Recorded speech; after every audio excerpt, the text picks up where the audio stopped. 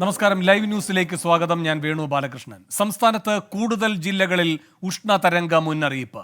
പാലക്കാടിനും തൃശൂരിനും പുറമെ ആലപ്പുഴ, കോഴിക്കോട് ജില്ലകളിൽ കൂടി അടുത്ത 3 ദിവസത്തേക്കാണ് ഉഷ്ണതരംഗ മുന്നറിയിപ്പ്. ആലപ്പുഴയിൽ രാത്രികാല മുന്നറിയിപ്പും പ്രഖ്യാപിച്ചു. പാലക്കാട് ഓറഞ്ച് അലർട്ട് തുടരും. മറ്റ് ജില്ലകളിൽ യെല്ലോ അലർട്ടുണ്ട്. നിഖിൽ പ്രമേഷ് പാലക്കാട് നിന്ന് ചേരുന്നു കൂടുതൽ വിവരങ്ങളുമായി. നിഖിൽ, പാലക്കാട്ടെ സാഹചര്യം എന്താണ്? ഈ ഓറഞ്ച് അലർട്ട് റെഡ് അലർട്ട് ആകാനുള്ള സാധ്യത പോലും ഉണ്ട് എന്ന സൂചനകളുണ്ടല്ലോ, എന്തൊക്കെയാണ് വിവരങ്ങൾ? വേണു, ഓറഞ്ച് അലേർട്ട് പ്രഖ്യാപിച്ചതിന് പിന്നാലെ തന്നെ കനത്ത നിയന്ത്രണങ്ങളാണ് ജില്ലയിൽ ഏർപ്പെടുത്തിക്കൊണ്ടിരിക്കുന്നത്.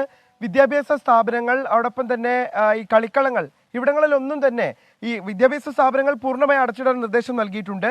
തുറസായ ഇടങ്ങളിലെ കളിക്കളങ്ങളൊന്നും തന്നെ പ്രവർത്തിക്കരുത് എന്നുള്ള നിർദ്ദേശവും ഇതിനോടകം തന്നെ നൽകിക്കഴിഞ്ഞു. അതിന് റെഡ് സോണിലേക്ക് മാറുകയാണെങ്കിൽ കൂടുതൽ നിയന്ത്രണങ്ങൾ ഉണ്ടാകും. അതായത് ബൈക്ക് യാത്രയ്ക്ക് വരെ നിയന്ത്രണങ്ങൾ ഏർപ്പെടുത്തുന്ന തരത്തിലേക്ക് കാര്യങ്ങൾ മാറും. ദുരന്ത നിവാരണ അതോറിറ്റിയാണ് ഇക്കാര്യങ്ങളിൽ തീരുമാനം കൈക്കൊള്ളേണ്ടത്. എന്തായാലും കൊടും ചൂട് പാലക്കാട് തുടരുക തന്നെയാണ്. അത് കഴിഞ്ഞ ഏതാനും ദിവസങ്ങളെ സമാന സാഹചര്യം തന്നെയാണുള്ളത്. അതിന് ഒരു തരത്തിലുള്ള കുറവും ഉണ്ടാകുന്നില്ല എന്നുള്ളതാണ് നമുക്ക് മനസ്സിലാക്കാൻ കഴിയുന്നത്. ഏറ്റവും പുതിയ വെതർ അപ്ഡേറ്റ് ഇപ്പോൾ പുറത്തു വരുമ്പോഴും നമുക്ക് കാണാൻ കഴിയുന്നത് ചൂടിന് യാതൊരു കുറവുമില്ല. സമാനമായ രീതിയിൽ തന്നെ ആ സാഹചര്യങ്ങൾ തുടരുന്നു എന്നുള്ളതാണ്. ആലപ്പുഴ, തൃശൂർ, കോഴിക്കോട് ജില്ലയിലെ ചില പ്രദേശങ്ങളിൽ ഈ ഏപ്രിൽ 30 മുതൽ മെയ് 2 വരെ ഉഷ്ണതരംഗ സാധ്യതയുണ്ട് എന്ന് മനസ്സിലായതിന്റെ പശ്ചാത്തലത്തിൽ ഇവിടെ കൂടി ഈ മഞ്ഞ അലർട്ട് പ്രഖ്യാപിച്ചിരിക്കുകയാണ് നിലവിലത്തെ സാഹചര്യത്തിൽ. അതുകൊണ്ട് ഇവിടെയുള്ള ആളുകൾ കൂടി ജാഗ്രത പാലിക്കണമെന്നുള്ള നിർദ്ദേശങ്ങൾ അതത് ജില്ലാ ഭരണകൂടങ്ങൾ ഇതിനോടകം തന്നെ നൽകിക്കഴിഞ്ഞു. പകൽ സമയങ്ങളിൽ ജോലി ചെയ്യുന്നത് പരമാവധി ഒഴിവാക്കണമെന്ന് നിർദ്ദേശം നൽകിയിട്ടുണ്ട്. പകൽ സമയങ്ങളിൽ തൊഴിലാളികളെ ജോലി ചെയ്യിപ്പിക്കുന്ന അവരുടെ ഉടമകൾക്കെതിരെ നടപടിയെടുക്കുമെന്നുള്ള നിർദ്ദേശം ഇതിനോടകം തന്നെ നൽകിക്കഴിഞ്ഞു. അവർക്ക് ജോലി നൽകുന്ന ആളുകൾക്കെതിരെ നടപടിയെടുക്കുമെന്നുള്ള നിർദ്ദേശം ഇതിനോടകം തന്നെ നൽകിക്കഴിഞ്ഞു. എന്തായാലും ഈ കൊടും ചൂട് തുടരുന്ന സാഹചര്യത്തിൽ സാധാരണക്കാരായ ആളുകളാണ് ഏറ്റവും അധികം പ്രയാസത്തിലാകുന്നത്. കാരണം വഴിയോര കച്ചവടങ്ങളും മറ്റും നടത്തുന്ന ആളുകൾ, കർഷകർ, ഇവരെല്ലാമാണ് വലിയ പ്രതിസന്ധിയിലായിരിക്കുന്നത്. എന്തായാലും മെയ് 2ാം വാരം വരെ ഈ സമാന സാഹചര്യം തുടരുമെന്ന് തന്നെയാണ് കാലാവസ്ഥാ വിദഗ്ധർ പറയുന്നത്. ശരി, നിഖിൽ പ്രമേഷാണ് പാലക്കാട് നിന്നുള്ള വിവരങ്ങൾ നൽകിയത്. ഇപ്പോൾ മറ്റൊരു വാർത്ത വരുന്നത് ചൂടിന് ആശ്വാസമായി തലസ്ഥാനത്ത് വേനൽ മഴ എത്തിയെന്നാണ്. തിരുവനന്തപുരം നഗരത്തിലും മലയോര മേഖലകളിലും മഴ തുടരുന്നു. എ വി ജയശങ്കർ തിരുവനന്തപുരത്ത് നിന്ന് കൂടുതൽ വിവരങ്ങളുമായി ചേരുന്നു. ജയശങ്കർ, എവിടെയൊക്കെയാണ് മഴ പെയ്യുന്നത്? കാര്യമായി വേനൽ മഴ ഉണ്ടാവും? അതായത് വേണു, കടുത്ത ചൂടിന് ആശ്വാസമായിക്കൊണ്ടാണ് തിരുവനന്തപുരം ജില്ലയിൽ വേനൽ മഴ എത്തിയത്. തിരുവനന്തപുരം നഗരത്തിൽ അല്പസമയം മുമ്പ് വരെ കനത്ത മഴയാണ് ഉണ്ടായത്. ഏകദേശം 15 മിനിറ്റോളം മഴ തുടർന്നു. ഇപ്പോഴും നഗരത്തിൽ ചാറ്റൽ മഴ തുടരുന്നൊരു സാഹചര്യമുണ്ട്. ഒപ്പം തന്നെ തിരുവനന്തപുരം നഗരത്തിൻ്റെ പ്രാദേശിക പ്രദേശങ്ങളിലും മലയോര മേഖലകളിലും ഒറ്റപ്പെട്ട രീതിയിൽ ശക്തമായ മഴ ഇപ്പോഴും തുടരുകയാണ്. വേനൽ ചൂടിന് വലിയൊരു ആശ്വാസം പകരുന്നതാണ് ഈ ഒരു മഴ. ജില്ലയിൽ പരക്കെ എല്ലാ ഭാഗത്തും ഇത്തരത്തിലുള്ള മഴ, ചെറുതും വലുതുമായ തോതിലുള്ള മഴ ലഭിച്ചിട്ടുണ്ട്. വലിയ ചൂടിൽ ജനങ്ങൾ ഉരുകുന്നതിനിടയിൽ ചെറിയൊരു ആശ്വാസമാണ് ഈ ഒരു വേനൽ മഴ എന്ന് പറയുന്നത്. കാലാവസ്ഥാ നിരീക്ഷണ കേന്ദ്രത്തിന്റെ മുന്നറിയിപ്പുകൾ അനുസരിച്ച് ഈ മാസം അവസാനത്തോടെ, അടുത്ത മാസം ആദ്യത്തോടു കൂടി ഈ കടുത്ത ചൂടിനൊരു ആശ്വാസം ഉണ്ടാകുമെന്നാണ്. വേനൽ മഴ സജീവമായി ലഭിച്ചു തുടങ്ങുമെന്നാണ്. എന്തായാലും അടുത്ത മാസത്തിലേക്ക്, മെയ്യിലേക്ക് കിടക്കുന്നതിനൊപ്പം തന്നെയാണ് തലസ്ഥാനത്ത് ഇത്തരത്തിൽ ചൂടിന് ആശ്വാസം പകർന്ന മഴ കിട്ടിയിരിക്കുന്നത്.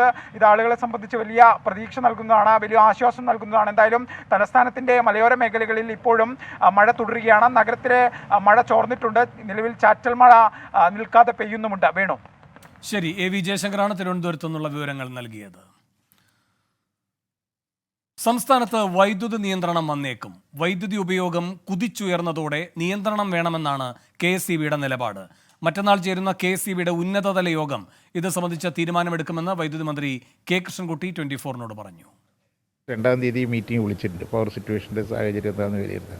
അന്ന് ചെയർമാൻ ഉൾപ്പെടെയുള്ളവരുണ്ടാവും. അവിടെ വെച്ചിട്ടൊരു തീരുമാനം ആലോചിച്ച് മുഖ്യമന്ത്രിയുമായി ആലോചിച്ച ശേഷം ഒരു തീരുമാനം പറയുന്നുണ്ടാവും. Load കൂടുതലാകുമ്പോൾ power ഡ്രിപ്പാകുന്നത്, സബ്സ്റ്റേഷനൊക്കെ ഡ്രിപ്പാകും. ഡ്രിപ്പാകുമ്പോൾ അത് വീണ്ടും സ്റ്റാർട്ട് ചെയ്യണമെങ്കിൽ അരമണിക്കൂർ 1 മണിക്കൂർ വേണ്ടി വരും. ഇതാണ് ഇപ്പോൾ പ്രശ്നം ഇവിടെ നടക്കുന്നത്. ഓവറായിട്ടുള്ള ഉപയോഗം കൂടുമ്പോൾ അത് സ്വയം എല്ലാവരും ഒന്ന് നിയന്ത്രിച്ചാൽ നമുക്ക് എല്ലാവർക്കും രക്ഷപ്പെടാം. കേന്ദ്ര ഗ്രിഡിൽ നിന്നുള്ള പുസ്തക സമയത്ത് അധിക വില നൽകിയാൽ പോലും അവർ തരില്ല എന്ന് പറഞ്ഞിട്ടുണ്ട്. അപ്പോൾ പിന്നെ പ്രൈവറ്റ് ഇതിൻ്റെ അടുത്തല്ലേ പോകേണ്ടതുള്ളൂ. കഴിയുന്നത്ര ചാർജ് വർദ്ധിപ്പിക്കാതിരിക്കാൻ വേണ്ടിയുള്ള ശ്രമമാണ് നടത്തുക. പക്ഷേ നമ്മുടെ ചിലവ് മുട്ടിപ്പോണ്ടേ, അതിനനുസരിച്ചിട്ടേ വരുള്ളൂ. VA ഗിരീഷ് തിരുവനന്തപുരത്ത് നിന്ന് കൂടുതൽ വിവരങ്ങളുമായി ചേരുന്നു. ഗിരീഷ്, വൈദ്യുതി മന്ത്രി നൽകുന്ന സൂചന ഈ നിയന്ത്രണം വേണ്ടിവരും എന്ന് തന്നെയാണോ? കൂടാതെ വൈദ്യുതി ഉപയോഗത്തിൻ്റെ ഒരു നില ഇപ്പോൾ എങ്ങനെയാണ്?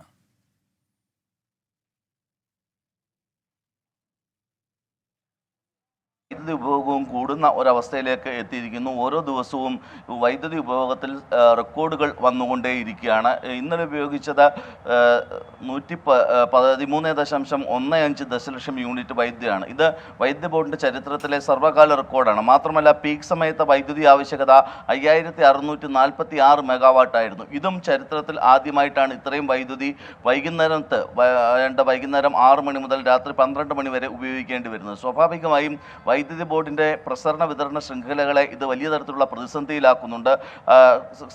കാരണം ഉപയോഗം കൂടുന്നതനുസരിച്ച് പലപ്പോഴും ട്രാൻസ്ഫോമറുകളുടെ ഫ്യൂസ് പോകുന്നതിനും ഒരു പ്രദേശമാകെ ഇരുട്ടിലാകുന്നതിനും ഇത് കാരണമാകുന്നു.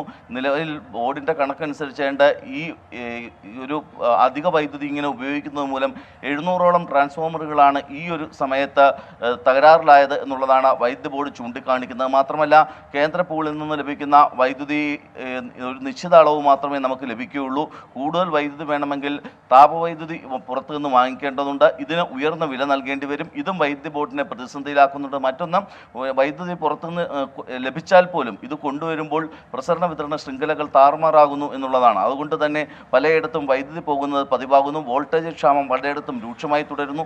ഈ ഒരു സാഹചര്യത്തിൽ വൈദ്യുതി നിയന്ത്രണം ഏർപ്പെടുത്തണം എന്നുള്ളതാണ് വൈദ്യുതി ബോർഡ് വ്യക്തമാക്കുന്നത്.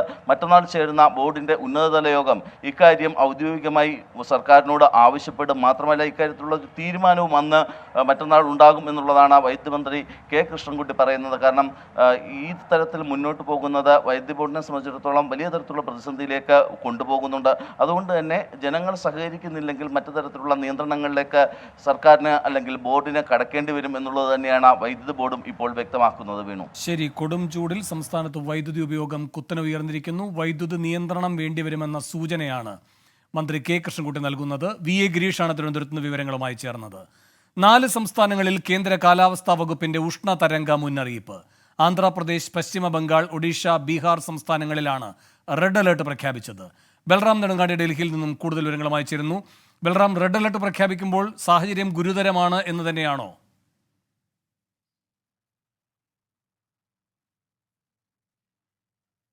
വേണു, തീർച്ചയായും സാഹചര്യം അതീവ ഗൗരവതരം തന്നെയാണ് എന്നാണ് കേന്ദ്ര കാലാവസ്ഥാ നിരീക്ഷണ കേന്ദ്രത്തിന്റെ മുന്നറിയിപ്പിൽ വ്യക്തമാക്കുന്നത്. കഴിഞ്ഞ ഒരാഴ്ചയോളമായി കിഴക്കൻ സംസ്ഥാനങ്ങളിൽ ഒഡീഷ, ഒപ്പം തന്നെ പശ്ചിമ ബംഗാൾ, ബീഹാറിന്റെ കിഴക്കൻ പ്രദേശങ്ങൾ എന്നിവിടങ്ങളിൽ ഉഷ്ണതരംഗം നിലനിൽക്കുന്നുണ്ട്. എന്നാൽ അത് കൂടുതൽ കനത്തിരിക്കുന്നു എന്നാണ് കേന്ദ്ര കാലാവസ്ഥാ നിരീക്ഷണ കേന്ദ്രത്തിന്റെ ഏറ്റവും പുതിയ ബുള്ളറ്റിനിൽ വ്യക്തമാക്കുന്നത്. 4 സംസ്ഥാനങ്ങൾ, ഈ 4 കിഴക്കൻ മേഖലയിലുള്ള 4 സംസ്ഥാനങ്ങളിലാണ് റെഡ് അലർട്ട് പ്രഖ്യാപിച്ചിരിക്കുന്നത്. ആന്ധ്രാപ്രദേശ്, ഒഡീഷ, ബീഹാർ, പശ്ചിമ ബംഗാൾ എന്നീ സംസ്ഥാനങ്ങളിലാണ് റെഡ് അലർട്ട്.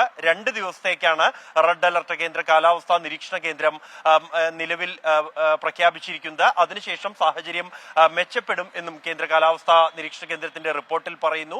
അതേസമയം ദക്ഷിണേന്ത്യൻ സംസ്ഥാനങ്ങളിലുള്ള ഉഷ്ണതരംഗം വരുന്ന 5 ദിവസം കൂടി തുടരും എന്നുമാണ് ഈ ബുള്ളറ്റിനിൽ വ്യക്തമാക്കുന്നത്. 3 സംസ്ഥാനങ്ങളിൽ ഓറഞ്ച് അലർട്ടും പ്രഖ്യാപിച്ചിട്ടുണ്ട്. കർണാടക, സിക്കിം, തെലങ്കാന എന്നീ സംസ്ഥാനങ്ങളിലാണ് 3 ദിവസത്തേക്ക് ഓറഞ്ച് അലർട്ട് പ്രഖ്യാപിച്ചിരിക്കുന്നത് ഉഷ്ണതരംഗവുമായി ബന്ധപ്പെട്ട്. ഇതോടൊപ്പം തന്നെ കേരളത്തിന്റെ വടക്കൻ ജില്ലകളിലും കർണാടകയിലും റായലസീമ മേഖലയിലും വരുന്ന 5 ദിവസം കൂടി ഉഷ്ണതരംഗം തുടരും എന്നുമാണ് കേന്ദ്ര കാലാവസ്ഥാ നിരീക്ഷണ കേന്ദ്രത്തിന്റെ മുന്നറിയിപ്പിൽ വ്യക്തമാക്കുന്നത്. വേണു, ശരി. ഉഷ്ണതരംഗ മുന്നറിയിപ്പിന്റെ സാഹചര്യത്തിൽ 4 സംസ്ഥാനങ്ങളിൽ റെഡ് അലർട്ട് പ്രഖ്യാപിച്ചിരിക്കുകയാണ്. ബൽറാം നെടുങ്ങാടിയാണ് ഡൽഹിയിൽ നിന്നും വിവരങ്ങളുമായി ചേർന്നത്.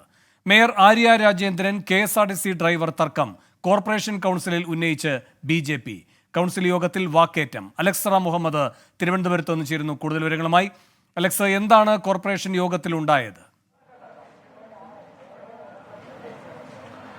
വേണു, 2:30 മണിക്കാണ് സാധാരണ ഈ കൗൺസിൽ യോഗം നിശ്ചയിച്ചിരുന്നത്. കൗൺസിൽ യോഗം ആരംഭിക്കുന്ന മുറയ്ക്ക് തന്നെ BJP കൗൺസിലർ, തിരുമല കൗൺസിലറായ അനിൽ, അദ്ദേഹം ഈ വിഷയം, ഈ KSRTC ഡ്രൈവറുമായുള്ള മേയറുടെ തർക്കം അത് സഭയിൽ ഉന്നയിക്കുന്നു. സഭയിൽ ഉന്നയിച്ച് തുടങ്ങുമ്പോൾ തന്നെ അതിൽ ഭരണപക്ഷ കൗൺസിലർമാർ അതിൽ തർക്കവുമായി തിരിച്ച് എഴുന്നേൽക്കുന്നുണ്ട്. ആ വിഷയത്തിൽ ഇരു കൂട്ടരും അങ്ങോട്ടും ഇങ്ങോട്ടും വാക്കേറ്റം, അതുപോലെ പ്രതിഷേധ മുദ്രാവാക്യം BJP കൗൺസിലർമാർ ഉയർത്തി. അവർ നടുത്തളത്തിലിറങ്ങി മുദ്രാവാക്യം വിളിച്ചു. മേയർ ചോദിച്ച ചോദ്യം, മേയർ ഈ പ്രതിപക്ഷ കൗൺസിലർമാരോട് ചോദിച്ചത്, ഇങ്ങനൊരു വിഷയം മേയർ മേയർക്കുണ്ടായി എന്ന് അനുഭവപ്പെട്ടിട്ട് അല്ലെങ്കിൽ എന്ന് അറിഞ്ഞിട്ട് എന്തുകൊണ്ട് ഒരു ഫോൺ കോളെങ്കിലും BJP കൗൺസിലർമാർ വിളിച്ച് തന്നോട് ചോദിച്ചില്ല? ഇത്തരത്തിൽ സ്ത്രീത്വത്തെ അപമാനിക്കുന്ന ഒരു സംഭവം ഈ തലസ്ഥാന നഗരത്തിൽ തന്നെ ഉണ്ടായിട്ട്, അത് ഈ തലസ്ഥാന നഗരത്തിന്റെ ഹൃദയഭാഗത്തിൽ തന്നെ ഉണ്ടായിട്ട് എന്തുകൊണ്ട് തന്നെ ഒന്ന് വിളിച്ച് ചോദിച്ചില്ല, തന്നെ എന്തുകൊണ്ട് സമീപിച്ചില്ല എന്ന് മേയർ ചോദിക്കുന്നു. തുടർന്ന് വീണ്ടും ആ വാക്കേറ്റം രൂക്ഷമാവുകയാണ്. പ്രതിപക്ഷ കൗൺസിലർമാരും ഭരണപക്ഷ കൗൺസിലർമാരും വാക്കേറ്റം തുടർന്ന് ഈ വിഷയം പൂർത്തിയാക്കാൻ, അതായത് ഉന്നയിച്ച് പൂർത്തിയാക്കാൻ BJP കൗൺസിലർമാർക്ക് സാധിക്കാത്ത സാഹചര്യം വന്നു. തുടർന്ന് അവർ നടുത്തളത്തിലേക്ക് ഇറങ്ങി പ്രതിഷേധ മുദ്രാവാക്യം ഉയർത്തി സഭ ഈ കൗൺസിൽ യോഗം ബഹിഷ്കരിച്ചിട്ടുണ്ട്. അവരിപ്പോൾ കൗൺസിൽ യോഗ ഹാളിൽ നിന്ന് പുറത്തേക്ക് വന്നിട്ടുണ്ട്. ആ കൗൺസിൽ യോഗത്തിൽ ആ ഹാളിന് ചുറ്റും മുദ്രാവാക്യം ഉയർത്തി BJP കൗൺസിലർമാർ പുറത്തെത്തി. BJPയുടെ പ്രതിപക്ഷ നേതാവ് MR ഗോപൻ അല്പം മുമ്പ് നമ്മളോട് സംസാരിച്ചത് അദ്ദേഹം പറയുന്നത് ഇത്തരത്തിൽ മേയർ വിളിച്ചാൽ ഫോണിൽ കിട്ടാത്തൊരു മേയറാണ്. പല ആവശ്യത്തിനും വിളിച്ചാലും മേയറെ കഴിഞ്ഞ 3 വർഷമായി ലഭിക്കാറില്ല. അത് മാത്രമല്ല തങ്ങളോടുള്ള സമീപനം, BJP കൗൺസിലർമാരോടുള്ള സമീപനം വളരെ മോശമാണ്. മേയറുടെ രാജിയല്ല BJP കൗൺസിലർമാർ ആവശ്യപ്പെടുന്നത്. പകരം ഇത് അങ്ങേയറ്റം നഗരസഭാ നിവാസികളെ ഒപ്പം ഈ കൗൺസിലിനെ ഈ സമിതിയൊക്കെ അപമാനിക്കുന്ന തരത്തിലേക്കായിരുന്നു മേയറുടെയും അതുപോലെ MLA സച്ചിൻ ദേവിന്റെയും പ്രതികരണം എന്നാണ് അദ്ദേഹം പറഞ്ഞത്. അത് ഒരു തരത്തിലും അംഗീകരിക്കാനാകില്ല. കാരണം വലിയ അഴിമതിയുടെ നിഴലിൽ നിൽക്കുന്ന ഒരു ഭരണസമിതിയാണിത്. എന്നിട്ടൊന്നും ഈ ഭരണസമിതി അതിന്മേൽ ഒരു നടപടിയും എടുത്തില്ല. നേരത്തെയൊക്കെ ഉണ്ടായ അഴിമതി ആരോപണങ്ങളിൽ ഒരു നടപടിയും സ്വീകരിക്കാത്ത ഒരു ഭരണസമിതിയാണത്. തുടർ വിവാദങ്ങൾ ഇങ്ങനെ ഉണ്ടായിക്കൊണ്ടേയിരിക്കുന്നു. അതിന്റെ ഏറ്റവും ഒടുവിലത്തേതാണ് ഈ KSRTC വിവാദം. അദ്ദേഹം പറയുന്നത് ഈ KSRTC ഡ്രൈവർക്ക് മറ്റു രാഷ്ട്രീയ പശ്ചാത്തലം, അതായത് BJP പശ്ചാത്തലമോ മറ്റു BMSന്റെ പശ്ചാത്തലമോ ഒന്നുമില്ല. അതിനെ സംബന്ധിച്ച് അവർക്ക് അറിയില്ല എന്നാണ് പറയുന്നത്. അവരെ അദ്ദേഹത്തെ, അതായത് യദുവിനെ ഈ ഒറ്റതിരിഞ്ഞ് ആക്രമിക്കാനോ അല്ലെങ്കിൽ അത്തരത്തിലൊരു ഒരു ശ്രമം അത് ഡിവൈഎഫ്ഐയുടെയോ മറ്റു സംഘടനകളുടെ ഭാഗത്തുനിന്നുണ്ടായാൽ BJP അദ്ദേഹത്തിന് സംരക്ഷണം നൽകണമെങ്കിൽ അതും നൽകും എന്നാണ് അദ്ദേഹം പറഞ്ഞത്. എന്താണെങ്കിലും ആ കൗൺസിൽ യോഗം ബഹിഷ്കരിച്ചുകൊണ്ട് BJP കൗൺസിലർമാർ പുറത്തേക്ക് വന്നിട്ടുണ്ട്. ബാക്കി നടപടികൾ ആ കൗൺസിൽ പുരോഗമിക്കുന്നുണ്ട്. ശരി, തിരുവനന്തപുരം കോർപ്പറേഷൻ കൗൺസിൽ യോഗത്തിൽ മേയർക്കെതിരെ പ്രതിഷേധം. അലക്സറ മുഹമ്മദാണ് തിരുവനന്തപുരത്ത് നിന്ന് വിവരങ്ങൾ നൽകിയത്. മേയർ KSRTC ഡ്രൈവർ തർക്കത്തിൽ തൽക്കാലം കോടതിയിലേക്കില്ലെന്ന് ഡ്രൈവർ യദു. നിയമ നടപടിയുമായി മുന്നോട്ടു പോകും. സിറ്റി പോലീസ് കമ്മീഷണർക്കും DGPക്കും പരാതി നൽകും. നടപടി ഉണ്ടായില്ലെങ്കിൽ മാത്രം കോടതിയെ സമീപിക്കുമെന്നും ഹൈക്കോടതിയിൽ ഹർജി നൽകും എന്ന വാർത്തകൾ ശരിയല്ലെന്നും യദു 24-നോട് പറഞ്ഞു. ഇനി നിയമ നടപടി എന്ന് വെച്ചാൽ വക്കീലിന്റെ എല്ലാ ഫയലും ബാക്കിയുള്ള ഡീറ്റെയിലും ഞാൻ കൊടുത്തിട്ടുണ്ട്. വക്കീൽ പറയുന്നതെന്ന് വെച്ചാൽ ഇപ്പം കമ്മീഷണർക്കും DGPക്കും പിന്നെ മനുഷ്യാവകാശത്തിനും അവർക്ക് പിന്നെ നമ്മുടെ CMDക്കും നമ്മുടെ ബഹുമാനപ്പെട്ട ഗതാഗത വകുപ്പ് മന്ത്രിക്കും പരാതി കൊടുക്കുകയാണ്. അത് കഴിഞ്ഞിട്ട് അവരിൽ നിന്നും ഒരു റിപ്ലൈ ഇല്ലെങ്കിൽ മാത്രമാണ് കോടതി ഫയൽ ചെയ്യുന്നത്.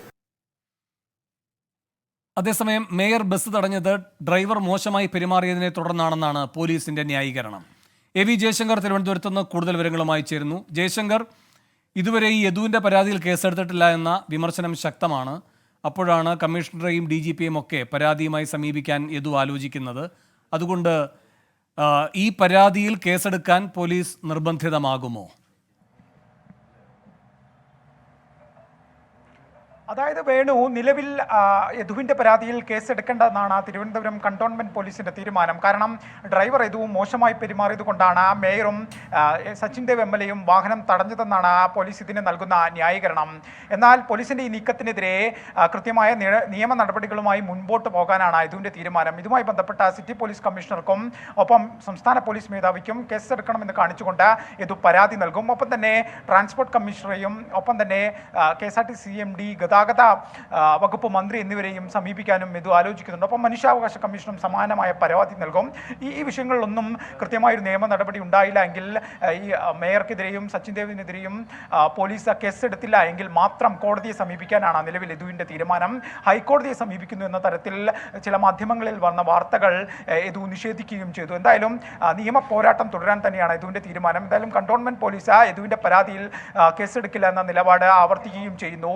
സാങ്കേതിക നടപടിക്രമങ്ങൾ അനുസരിച്ച് ഈ കേസുമായി ബന്ധപ്പെട്ട മജിസ്ട്രേറ്റ് കോടതിയിലാണ് സ്വകാര്യ അർജി യദു ഫയൽ ചെയ്യേണ്ടത്. ഈ സ്വകാര്യ അർജിയിൽ കോടതിയായിരിക്കും പോലീസിനോട് ഇതിൻ്റെ കാര്യങ്ങൾ പരിശോധിച്ച് കേസെടുക്കാൻ നിർദ്ദേശം നൽകേണ്ടത്.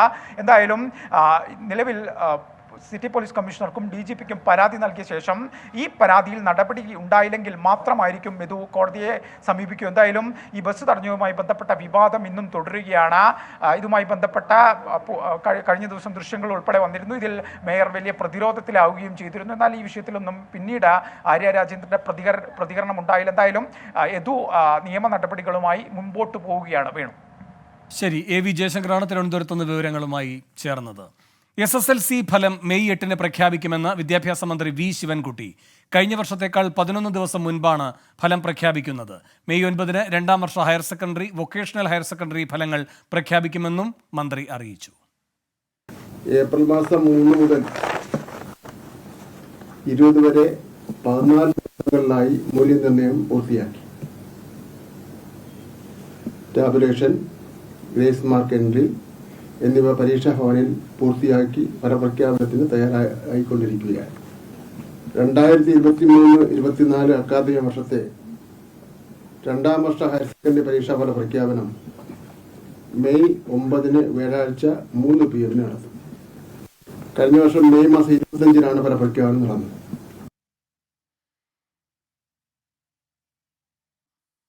അഖിൽ ഷാ അൻസാർ തിരുവനന്തപുരത്ത് നിന്ന് കൂടുതൽ വിവരങ്ങളുമായി ചേരുന്നു. അഖിൽ ഷാ, എന്തൊക്കെയാണ് വിദ്യാഭ്യാസ മന്ത്രി പറഞ്ഞത്? വേണു, സംസ്ഥാനത്ത് ഈ SSLC ഫലപ്രഖ്യാപനം അത് മെയ് 8-ന് പ്രഖ്യാപിക്കുമെന്നുള്ളൊരു കാര്യമാണ് ഇന്ന് വിദ്യാഭ്യാസ മന്ത്രി ഏറ്റവും പ്രധാനമായും പറഞ്ഞത്. ഇതിൽ ഏറ്റവും പ്രധാനമായി നമ്മൾ നോക്കേണ്ട കാര്യം, കഴിഞ്ഞ വർഷത്തേക്കാൾ 11 ദിവസം മുൻപ്, വളരെയധികം നേരത്തെയാണ് ഇത്തവണ ഈ ഫലം പ്രഖ്യാപിക്കുന്നതുള്ള ഏറ്റവും പ്രധാനപ്പെട്ട കാര്യം. കൂടാതെ തൊട്ടടുത്ത ദിവസം, അതായത് SSLC ഫലപ്രഖ്യാപനത്തിന് ശേഷം തൊട്ടടുത്ത ദിവസം മെയ് 9-നായിരിക്കും ഈ ഹയർ സെക്കൻഡറി രണ്ടാം വർഷ പരീക്ഷയും അതുപോലെ തന്നെ വൊക്കേഷണൽ ഹയർ സെക്കൻഡറി പരീക്ഷയുടെയും ഫലപ്രഖ്യാപനം ഉണ്ടാവുക. എന്തായാലും ഇതുമായി ബന്ധപ്പെട്ട് ഇതിന്റെ മൂല്യനിർണ്ണയം അതുപോലെ തന്നെ ഗ്രേസ് മാർക്ക് ഉൾപ്പെടെയുള്ള കാര്യത്തിൽ വലിയ ശ്രദ്ധ ഇത്തവണ ഉണ്ടായിട്ടുണ്ടെന്നുള്ള കാര്യവും വിദ്യാഭ്യാസ മന്ത്രി വ്യക്തമാക്കിയിട്ടുണ്ട്. എന്തായാലും മെയ് 8-ന് SSLC ഫലപ്രഖ്യാപനം ഉണ്ടാകും. ശരി, അഖിൽ ഷാ അൻസാറാണ് തിരുവനന്തപുരത്ത് നിന്ന് വിവരങ്ങൾ നൽകിയത്.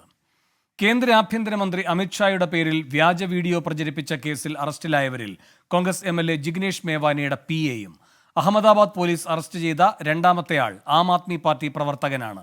നേരത്തെ അസം പോലീസ് ഒരാളെ അറസ്റ്റ് ചെയ്തിരുന്നു. കോൺഗ്രസ് സ്നേഹത്തിന്റെ കടയിൽ വ്യാജ വീഡിയോ വിൽപ്പന നടത്തുകയാണെന്ന് പ്രധാനമന്ത്രി നരേന്ദ്രമോദി പരിഹസിച്ചു.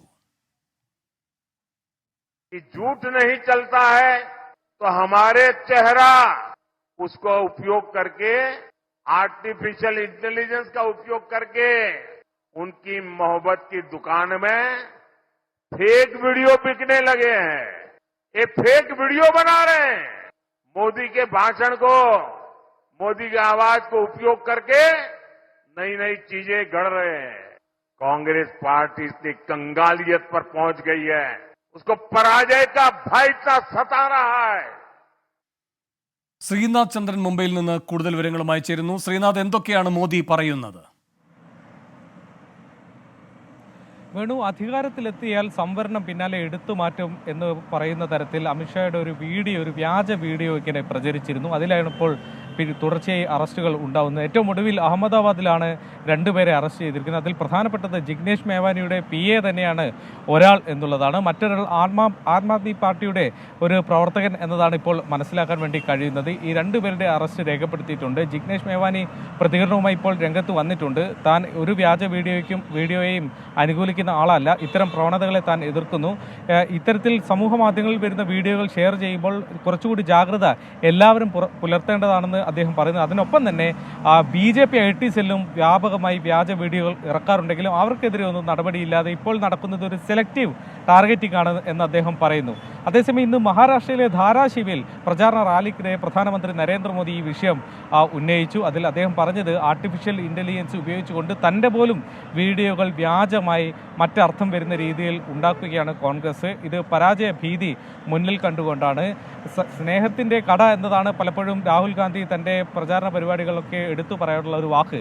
എന്നാൽ ഇതേ വാക്ക് തന്നെ ഉപയോഗിച്ച് സ്നേഹത്തിൻ്റെ കടയിൽ വ്യാജ വീഡിയോകൾ ഉണ്ടാക്കി വിൽപ്പന നടത്തുകയാണ് കോൺഗ്രസ് എന്ന വിമർശനമാണ് ഇപ്പോൾ പ്രധാനമന്ത്രി നരേന്ദ്രമോദി ധാരാശിവിൽ വെച്ച് നടത്തിയത്. ശരി, ശ്രീനാഥ് ചന്ദ്രനാണ് മുംബൈയിൽ നിന്ന് വിവരങ്ങൾ നൽകിയത്. ലൈവ് ന്യൂസ് തുടരുന്നു. കോഴിക്കോട് മാവൂരിൽ പഞ്ചായത്ത് ഷോപ്പിംഗ് കോംപ്ലക്സിന് സമീപം കാടിന് തീപിടിച്ചു. ഗ്രാസിം കോളനിയിലേക്ക് തീ പടരുന്നു. രാഹുൽ സുരേഷ് കോഴിക്കോട് നിന്ന് കൂടുതൽ വിവരങ്ങളുമായി ചേരുന്നു. രാഹുൽ, എപ്പോഴായിരുന്നു ഈ തീപിടുത്തം? എന്താണ് കാരണം? പ്രാഥമികമായി കിട്ടുന്ന വിവരങ്ങൾ എന്തൊക്കെ? ടൗണിലുള്ള പഞ്ചായത്തിന്റെ ഷോപ്പിംഗ് കോംപ്ലക്സിന് പുറകുവശത്താണ് ആദ്യം തീ പിടിച്ചത്. മാലിന്യ കൂമ്പാരത്തിന് തീ പിടിക്കുകയായിരുന്നു. തുടർന്ന് ഗ്രാസിം കോളനിയിലേക്ക് ഈ തീ പടരുകയായിരുന്നു എന്നാണ് നമ്മൾ മനസ്സിലാക്കുന്നത്. ആദ്യം ചെറിയ തീയായിരുന്നു ഉണ്ടായിരുന്നത്, പക്ഷേ ശക്തമായ കാറ്റുണ്ടായിരുന്നുകൊണ്ട് തന്നെ വലിയ രീതിയിൽ തീ വ്യാപിച്ചു എന്നാണ് മനസ്സിലാക്കുന്നത്. നാട്ടുകാരുടെ നേതൃത്വത്തിൽ തീ കെടുത്താനുള്ള ശ്രമം നടത്തിയെങ്കിലും അത് പരാജയപ്പെടുകയായിരുന്നു. തുടർന്ന് മുക്കം ഫയർഫോഴ്സ് ആദ്യം ഒരു യൂണിറ്റ് എത്തി. എന്നാൽ തീ വലിയ രീതിയിൽ വ്യാപിച്ചതോടെ ഇപ്പോൾ 2 യൂണിറ്റ് ഫയർഫോഴ്സ് ആണ് തീ അണയ്ക്കാനുള്ള ശ്രമം നടത്തിക്കൊണ്ടിരിക്കുന്നത്. ഈ പ്രദേശത്ത് ആൾതാമസവുമില്ല, പക്ഷേ പഴയ കെട്ടിടങ്ങളും കാടും അതോടൊപ്പം തന്നെ മരങ്ങളുമാണ് ഉള്ളത്. ഇതിനോടകം തന്നെ കാടും മരങ്ങളും ഉൾപ്പെടെ കത്തി നശിച്ചു എന്നാണ് നമ്മൾ മനസ്സിലാക്കുന്നത്. ഇപ്പോഴും തീ അണയ്ക്കാനുള്ള ശ്രമം തുടരുകയാണ്. വേണു. ശരി, രാഹുൽ സുരേഷാണ് കോഴിക്കോട് നിന്ന് വിവരങ്ങൾ നൽകിയത്. കർണാടകയിലെ ഹുബ്ബള്ളിയിൽ കോൺഗ്രസ് JDS സംഘർഷം. ലൈംഗികാതിക്രമ ആരോപണം നേരിടുന്ന പ്രജ്വൽ രേവണ്ണയ്ക്കെതിരെ പ്രതിഷേധിച്ച കോൺഗ്രസ് പ്രവർത്തകരെ JDS പ്രവർത്തകർ മർദ്ദിക്കുകയായിരുന്നു. അരുൺ പൂപ്പറമ്പ ബംഗളൂരുവിൽ നിന്നും കൂടുതൽ വിവരങ്ങളുമായി ചേരുന്നു. അരുൺ, വ്യാപകമായ സംഘർഷമായിരുന്നോ? എന്താണ് വിവരങ്ങൾ?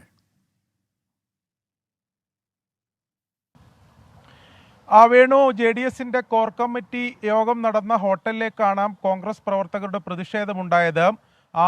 പീഡന ആരോപണ വിധേയനായിട്ടുള്ള പ്രജ്വൽ രേവണ്ണയെ JDS നേതൃത്വം സംരക്ഷിക്കുന്നുവെന്ന് ആരോപിച്ചാണ് കോൺഗ്രസ് പ്രവർത്തകർ, ഏകദേശം 100ഓളം വരുന്ന കോൺഗ്രസ് പ്രവർത്തകർ സംഘടിച്ച് പ്രകടനമായി ഹോട്ടലിലേക്ക് എത്തിയത്.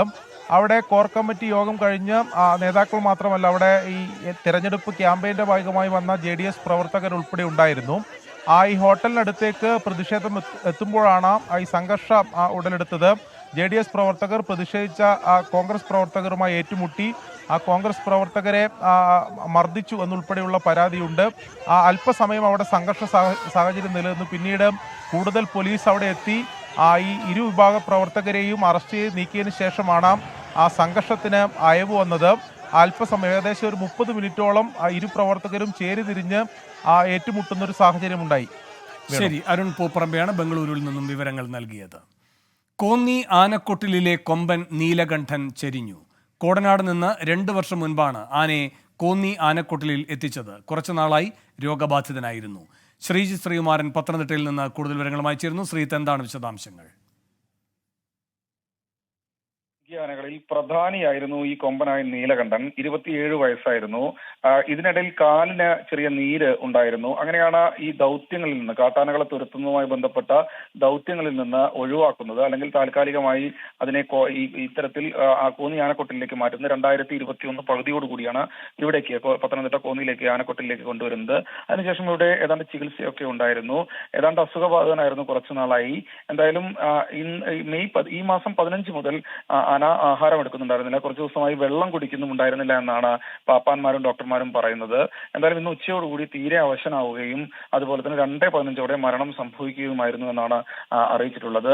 27 വയസ്സായിരുന്നു. പ്രധാനപ്പെട്ട ദൗത്യങ്ങളിലൊക്കെ തന്നെ നീലകണ്ഠൻ സജീവമായിരുന്നു. എന്തായാലും മൃതദേഹം ഇപ്പോൾ പൊതുദർശനത്തിന് വെച്ചിട്ടുണ്ട് കോന്നി ആനക്കൊട്ടിൽ. അല്പസമയത്തിനകം സംസ്കാരം നടക്കുമെന്നാണ് അറിയിച്ചിട്ടുള്ളത്. ശരി, ശ്രീകുമാരൻ പത്തനംതിട്ടയിൽ നിന്ന്.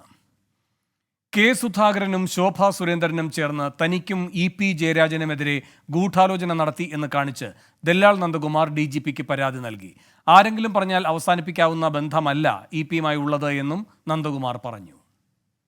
ശോഭ പറയുന്നത് പക്ക കളവ്. ഒരു ക്വാളിറ്റി ഇല്ല ശോഭയ്ക്ക്. തട്ടിപ്പുകാരി. EP ജയരാജൻ കണ്ടു, സംസാരിച്ചു. ഞാനത് നിഷേധിക്കുന്നില്ല, അധികം നിഷേധിക്കുന്നില്ല. അദ്ദേഹത്തെ BJP ചേർക്കാനെന്ന് ശോഭ പറഞ്ഞത് വൃത്തികേടാണെന്ന് പറയണ സുധാകരൻ പറഞ്ഞത്. അങ്ങനെ ഒരു ഡയലോഗ് വച്ചിട്ടില്ല. EP കണ്ടതിനല്ല തെറ്റ്, എന്റെ കൂടെ കൂടിയതിനാണ് തെറ്റ്. ഇവർക്ക് ആർക്കെങ്കിലും എന്നോടുള്ള ബന്ധം ഉപേക്ഷിക്കാൻ പറ്റുമോ? പാർട്ടിയല്ല പടച്ചവും പറഞ്ഞാൽ പറ്റൂല. പിണറായി വിജയൻ പോളിറ്റ് ബ്യൂറോ മീറ്റിംഗിന് ബംഗാളിൽ പോയി. അവിടെ നിന്നൊരു സിം മേടിച്ച് ആ സിം ഇട്ടിട്ടാണ് എന്നെ വിളിക്കുന്നത്. മനസ്സിലായോ? പിന്നെ അദ്ദേഹം എനിക്ക് എന്നെ കൂടിക്കാഴ്ചയൊക്കെ അയച്ച മെസ്സേജൊക്കെ എന്റെ കയ്യിൽ വെച്ചിട്ടുണ്ട്. അതിനിടെ EP ജയരാജൻ ജാവദേക്കർ കൂടിക്കാഴ്ചയിലെ CPIയുടെ അതൃപ്തി പരിഹരിക്കാൻ CPIM നീക്കം തുടങ്ങി. CPIM EP ജയരാജനെ തൊടാത്തത് അഴിമതിയുടെ കൊട്ടാരം കത്തും എന്ന് ഭയന്നാണെന്ന് കെ സുധാകരൻ പരിഹസിച്ചു. വളരെ ആരംഭത്തിൽ ഞാൻ പറഞ്ഞത് ഒരു നടപടി ഉണ്ടാവില്ല. എന്താ കാരണം എന്നറിയോ? ജയരാജൻ ആ ഒരു അഴിമതിയുടെ കൊട്ടാരം കാത്തു സൂക്ഷിക്കുന്ന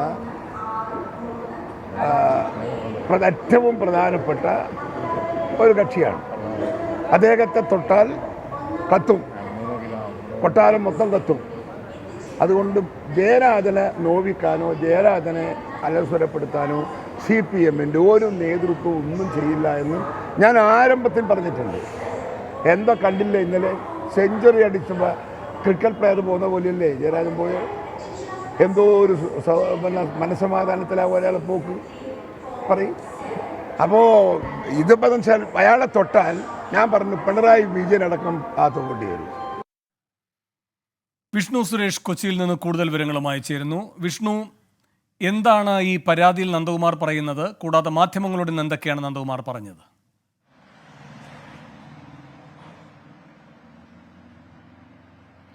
വേണു, BJP-യിലേക്ക് EP ജയരാജൻ എന്ന തരത്തിൽ അല്ലെങ്കിൽ പ്രചരിച്ച വാർത്ത, ആ വാർത്ത അടിസ്ഥാനരഹിതമാണ്. അതൊരു ഗൂഢാലോചനയുടെ ഭാഗമായി പുറത്തു വന്ന വാർത്തയാണ്. ആ ഗൂഢാലോചനയ്ക്ക് നേതൃത്വം നൽകിയത് ശോഭാ സുരേന്ദ്രനും K സുധാകരനുമാണ് എന്നുള്ളതാണ് ഈ പരാതിയിൽ നന്ദകുമാർ ഉന്നയിക്കുന്നത്. ഒരു തരത്തിലും BJP-യിലേക്ക് പോകാനുള്ള ഒരു ചർച്ച ജാവ്ദേക്കറും EP ജയരാജനും തമ്മിൽ നടത്തിയിട്ടില്ല. അവിടെ ഒരു അഡ്ജസ്റ്റ്മെന്റ് രാഷ്ട്രീയത്തിന്റെ ആശയമാണ് ഈ ജാവ്ദേക്കർ മുന്നോട്ട് വെച്ചത്. അതായത് തൃശ്ശൂരിൽ സീറ്റ് തങ്ങൾക്ക് വിജയിക്കണം, അതിനുവേണ്ടി ഇടതുപക്ഷ സഹായം തേടിയാണ് വന്നത്. അതല്ലാതെ മറ്റൊരു തരത്തിലുള്ള ചർച്ചകളും അവിടെ നടന്നിട്ടില്ല. ശോഭാ സുരേന്ദ്രൻ EP ജയരാജനുമായി ബന്ധപ്പെട്ട് ഒരു ചർച്ചയും നടത്തിയിട്ടില്ല. ഈ ചർച്ചകൾ ഒരിടത്തും ശോഭയ്ക്ക് റോളില്ലായിരുന്നു. ശോഭ ഇപ്പോൾ ഇത്തരത്തിലുള്ള കാര്യങ്ങൾ വെളിപ്പെടുത്തുന്നത് അടിസ്ഥാനരഹിതമാണെന്ന് നന്ദകുമാർ വ്യക്തമാക്കുന്ന ആ ഒരു പശ്ചാത്തലത്തിലാണ് DGP-ക്കും അതോടൊപ്പം പാലാരിവട്ടം പോലീസിനും അദ്ദേഹം പരാതി നൽകിയത്. മറ്റൊരു പ്രധാനപ്പെട്ട കാര്യം, കഴിഞ്ഞ ദിവസം സെക്രട്ടേറിയറ്റ് ഉൾപ്പെടെ കൂടിയ ഘട്ടത്തിലും മുഖ്യമന്ത്രി പരസ്യമായി തന്നെ പറയുകയും ചെയ്തിരുന്നു, EP ജയരാജൻ ദല്ലാൽ നന്ദകുമാറിനെ പോലുള്ള ആളുമായുള്ള ബന്ധങ്ങൾ അല്ലെങ്കിൽ സൗഹൃദം ഉപേക്ഷിക്കാൻ തയ്യാറാകണമെന്ന്. അതിന് ശക്തമായ മറുപടി നന്ദകുമാറിന്റെ ഭാഗത്ത് വന്നിരിക്കുന്നു. താനും EP-യുമായുള്ള ബന്ധം അതങ്ങനെ പാർട്ടി പറഞ്ഞാൽ ഉപേക്ഷിക്കാൻ പറ്റുന്ന ഒരു ബന്ധമല്ല എന്ന് അടിവരയിട്ട ദല്ലാൽ നന്ദകുമാർ പറയുന്നു. തൻ്റെ നമ്പറൊക്കെ ഒരുപക്ഷെ ബ്ലോക്ക് ചെയ്തേക്കാം, പക്ഷേ അങ്ങനെ അവസാനിപ്പിക്കാൻ പറ്റുന്ന ഒരു ബന്ധമല്ല. പല സാഹചര്യങ്ങളിലും തന്നെ ഒരുപാട് ഘട്ടങ്ങളിൽ അല്ലെങ്കിൽ താൻ ഒരുപാട് പേർക്ക് സഹായിച്ചിട്ടുണ്ട്, ഒരുപാട് ആവശ്യങ്ങൾ തന്നെ കൊണ്ടുണ്ടായിട്ടുണ്ട്. അത്തരത്തിലുള്ള ഒരാളായ തന്നെ എങ്ങനെയാണ് ഇവർക്ക് ആവശ്യം കഴിയുമ്പോൾ ഒഴിവാക്കാനാകുക എന്നൊരു പ്രധാനപ്പെട്ട ചോദ്യം ദല്ലാൽ നന്ദകുമാർ ഉന്നയിക്കുന്നു. 2016 മുഖ്യമന്ത്രി പിണറായി വിജയൻ പോലും ലാവ്ലിൻ കേസുമായി ബന്ധപ്പെട്ട് തന്നെ ബന്ധപ്പെട്ടിട്ടുണ്ട്. കേസ് മാറ്റിവെക്കുന്നതുമായി ബന്ധപ്പെട്ട് നടപടി സ്വീകരിക്കുന്ന കാര്യങ്ങളിലൊക്കെ വിളിച്ചിട്ടുണ്ട്. അതുമായി ബന്ധപ്പെട്ട അനുബന്ധ തെളിവുകളെല്ലാം തനിക്കുണ്ട് എന്നാണ് ദല്ലാൽ നന്ദകുമാർ ഇന്ന് വെളിപ്പെടുത്തിയത്. നേരത്തെ EP പ്രതിരോധത്തിലായ ഘട്ടത്തിലാണ് ദല്ലാൽ EP-യെ രക്ഷിക്കുക എന്നൊരു ലക്ഷ്യത്തിൽ മുന്നോട്ട് വന്ന് വാർത്താ സമ്മേളനം നടത്തിയത്. അത് രക്ഷിച്ചോ ഇല്ലയോ എന്നുള്ള കാര്യങ്ങളിലെ ചർച്ച ഇപ്പോഴും നടക്കുന്നുണ്ട്. ഇന്ന് നടത്തിയ വാർത്താ സമ്മേളനം പോലും EP-ക്ക് അനുകൂലമായിരുന്നു.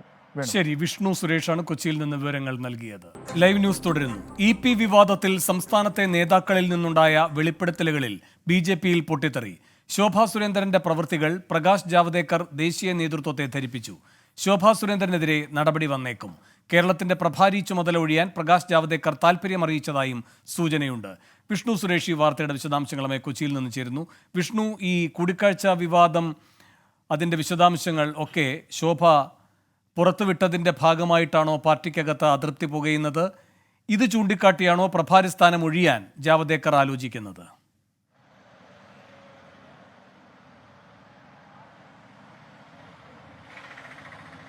വേണു, കടുത്ത അതൃപ്തിയാണ് ശോഭാ സുരേന്ദ്രൻ നിലപാടുമായി ബന്ധപ്പെട്ട് BJP-യിൽ ഉടലെടുത്തിരിക്കുന്നത്. പ്രത്യേകിച്ച് കേരളത്തിന്റെ ചുമതലയുള്ള പ്രകാശ് ജാവ്ദേക്കർ തന്നെ ഇക്കാര്യം നേതൃത്വത്തെ അറിയിച്ചിട്ടുണ്ട് എന്നാണ് ലഭിക്കുന്ന വിവരം. നിരവധി ആളുകളുമായി, പ്രത്യേകിച്ച് കോൺഗ്രസിലെയും CPM-ലെയൊക്കെ നിരവധി ആളുകളുമായി പ്രകാശ് ജാവ്ദേക്കർ ചർച്ച നടത്തിയിരുന്നു. അതിൽ ഈ ആളുകളുടെ പേരൊക്കെ പുറത്തു പറഞ്ഞ് വെളിപ്പെടുത്തുന്നത് അത് BJP-യുടെ മുന്നോട്ടുള്ള പോക്കിനെ തന്നെ വലിയ രീതിയിൽ ബാധിക്കും, വിശ്വാസ്യത ഉൾപ്പെടെ ചോദ്യം ചെയ്യുമെന്ന് ചൂണ്ടിക്കാട്ടിയാണ് നേതൃത്വത്തെ കാര്യങ്ങൾ ധരിപ്പിച്ചിരിക്കുന്നത്. ഒപ്പം മറ്റൊരു പ്രധാനപ്പെട്ട കാര്യം, EP ജയരാജനും അതോടൊപ്പം ജാവ്ദേക്കറും തമ്മിൽ നടത്തിയ കൂടിക്കാഴ്ചയുടെ സ്ഥിരീകരണം K സുരേന്ദ്രനും നടത്തിയിരുന്നു. ആ ചർച്ച അല്ലെങ്കിൽ അത്തരമൊരു സ്ഥിരീകരണത്തെ പോലും എതിർക്കുകയാണ് ജാവ്ദേക്കർ. അത് ശരിയായ നടപടിയല്ല, പാർട്ടി രഹസ്യങ്ങൾ പുറത്തു പോകുന്നത് അത്ര ഭൂഷണം ചെയ്യില്ല എന്ന തരത്തിൽ ചൂണ്ടിക്കാട്ടിയാണ് അദ്ദേഹം നേതൃത്വത്തെ സമീപിച്ചത്. അദ്ദേഹം കത്ത് നൽകിയത് മറ്റൊരു പ്രധാനപ്പെട്ട കാര്യം, അദ്ദേഹത്തിന്റെ കാലാവധി അവസാനിക്കാറായി, ഇനി തുടരാനില്ല എന്നുള്ളതാണ്. അതായത് കേരളത്തിന്റെ ചുമതലയിൽ നിന്ന് ഇനി തുടരാനില്ല എന്ന് ചൂണ്ടിക്കാട്ടിയാണ് കത്ത് നൽകിയിരിക്കുന്നത്. കാര്യമായ ഒരു നേട്ടം കേരളത്തിൽ നിന്ന് ജാവ്ദേക്കറിന്റെ കാലഘട്ടത്തിൽ ഉണ്ടാക്കിയെടുക്കാൻ സാധിച്ചിട്ടുണ്ടോ എന്ന് ചോദിച്ചാൽ അതിന് ഇല്ല എന്ന് തന്നെ മറുപടി പറയേണ്ടി വരും. ഒരുപക്ഷെ അതിനെല്ലാം കൂടിയുള്ളൊരു അതൃപ്തിയായിരിക്കും ഇനി തുടരേണ്ടതില്ല എന്നൊരു തീരുമാനത്തിലേക്ക് അദ്ദേഹം എത്തിയിരിക്കുന്നത്. വേണു. ശരി, വിഷ്ണു സുരേഷാണ് കൊച്ചിയിൽ നിന്ന് വിവരങ്ങൾ നൽകിയത്. വയനാട് കമ്പമലയിൽ പോലീസ് മാവോയിസ്റ്റ് ഏറ്റുമുട്ടൽ. ഉൾക്കാട്ടിൽ നിന്നും 9 റൗണ്ട് വെടിശബ്ദം കേട്ടതായി തോട്ടം തൊഴിലാളികൾ പറഞ്ഞു. മേഖലയിൽ മാവോയിസ്റ്റുകൾക്കായി തണ്ടർബോൾട്ട് തെരച്ചിൽ നടത്തി വരികയായിരുന്നു. സുർജിത്ത് അയ്യപ്പത്ത് വയനാട്ടിൽ നിന്നും ചേരുന്നു കൂടുതൽ വിവരങ്ങളുമായി. സുർജിത്ത്, സംഘർഷമുണ്ടായോ? എന്തൊക്കെയാണ് ലഭിക്കുന്ന വിവരങ്ങൾ? 10:30 കമ്പമല തേയിലത്തോട്ടത്തിനടുത്തുള്ള തേൻപാറ ഭാഗത്ത് നിന്ന് വെടിയൊച്ചകൾ കേട്ടത്. 9 തവണ വെടിയുതിർക്കുന്ന ശബ്ദം കേട്ടതായി പ്രദേശവാസികൾ വ്യക്തമാക്കുന്നുണ്ട്. തെരഞ്ഞെടുപ്പിന്റെ കൊട്ടിക്കലാശ ദിവസം അതിരാവിലെ മാവോയിസ്റ്റുകൾ പാടികളിൽ വന്ന് വോട്ട് ബഹിഷ്കരണത്തിന് ആഹ്വാനം ചെയ്തിരുന്നു. ഇതിന് പിന്നാലെ പോലീസ് പരിശോധനയും ശക്തമാക്കിയിരുന്നു. ഇന്ന് രാവിലെ വനമേഖലയിൽ ഇറങ്ങിയ തണ്ടർബോൾട്ട് സംഘത്തിന് നേരെയാണ് ആദ്യം വെടിവെപ്പുണ്ടായത്. ഇതിന് പിന്നാലെ തണ്ടർബോൾട്ട് സംഘവും മാവോയിസ്റ്റുകൾക്ക് നേരെ വെടിയുതിർക്കുകയായിരുന്നു എന്നാണ് പറയുന്നത്. ഈ സംഭവത്തിൽ ആർക്കും പരിക്കേറ്റില്ല എന്നാണ് പോലീസ് നൽകുന്ന വിവരം. ഈ കബനി ദളത്തിന്റെ കമാൻഡറായിട്ടുള്ള CP മൊയ്തീൻ, സോമൻ, സന്തോഷ്, മനോജ് എന്ന ഷഫീഖ് എന്നിവരുൾപ്പെട്ട സംഘമാണ് കഴിഞ്ഞ ദിവസം കമ്പമലയിലെ പാടികൾക്ക് സമീപം എത്തിയിരുന്നത്. ഈ സംഘം ഈ മേഖലയിൽ ക്യാമ്പ് ചെയ്യുന്നതായുള്ള വിവരം പോലീസിന് ലഭിച്ചിട്ടുണ്ട്. ഈ കേളകം തലപ്പുഴ പോലീസ് സ്റ്റേഷൻ പരിധിയിലാണ് വെടിവെപ്പ് ഉണ്ടായത്. അതിന്റെ അതിർത്തി മേഖലയാണ്. നേരത്തെ ഏറ്റുമുട്ടലുണ്ടായ ആറളം ഭാഗത്തേക്ക് കടന്നു പോകാവുന്ന ഒരു വഴിയാണ്. ഈ മേഖലയിൽ മാവോയിസ്റ്റുകൾക്ക് സ്വാധീനമുണ്ട് എന്ന് പോലീസ് കരുതുന്നുണ്ട്. ഇവർക്ക് ഒളിത്താവളം ഉൾപ്പെടെ ലഭ്യമാക്കുന്നതുമായി ബന്ധപ്പെട്ട് ആർക്കെങ്കിലും ഒക്കെ ബന്ധമുണ്ട് എന്നുള്ള തരത്തിൽ കരുതൽ പോലീസിനുണ്ട്. എന്തായാലും ഇതുമായി ബന്ധപ്പെട്ട അന്വേഷണം തുടരുന്ന സാഹചര്യവുമാണ് ഉള്ളത്. വേണു. ശരി, സുർജിത്ത് അയ്യപ്പത്താണ് വയനാട്ടിൽ നിന്നും വിവരങ്ങൾ നൽകിയത്. ഛത്തീസ്ഗഡിലെ നാരായൺപൂരിൽ 7 മാവോയിസ്റ്റുകളെ സുരക്ഷാസേന വധിച്ചു. വനമേഖലയിലാണ് ഏറ്റുമുട്ടലുണ്ടായത്. നിരവധി ആയുധങ്ങൾ പിടിച്ചെടുത്തു. നിതിൻ അംബുജൻ ഡൽഹിയിൽ നിന്ന് കൂടുതൽ വിവരങ്ങളുമായി ചേരുന്നു. നിതിൻ, എന്തൊക്കെയാണ് വിവരങ്ങൾ? വേണു, ഇന്ന് രാവിലെയാണ് സുരക്ഷാ സേനയുടെ ഭാഗത്തുനിന്നുണ്ടായ പതിവ് പരിശോധനയ്ക്കിടെ മേഖലയിൽ ഏറ്റുമുട്ടൽ ആരംഭിച്ചത്.